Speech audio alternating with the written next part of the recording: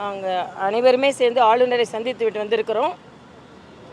தமிழக மக்கள் போலவே எங்கள் மனதிலும் இருக்கின்ற கேள்வி, யார் அந்த சார்? யார் அந்த சார்? மிகவும் மனதிற்கு வேதனையாக நாங்கள் பெண்கள் அனைவரும் இப்போ பதிவு செய்கிறோம். முதலில் தமிழக அரசிற்கு எனது கண்டனத்தை நான் தெரிவித்துக் கொள்கிறேன்.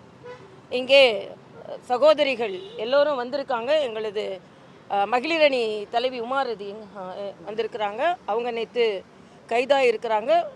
சகோதரி குஷ்பு அவர்கள் நேற்று கைதாகி இருக்கிறார்கள். டாக்டர் சரஸ்வதி எம்எல்ஏ அவர்கள் கைதாகி இருக்கிறார்கள். இது ஏன் கைது? பெண்களுக்கான பிரச்சனைகளை பெண் தலைவர்கள் தமிழக வீதிகளில் வந்து குரல் எழுப்ப முடியாத ஒரு அறிவிக்கப்படாத அவசர நிலை தமிழகத்தில் நிலவுகிறது. இதற்கு நாங்கள் எங்களது வன்மையான கண்டனத்தை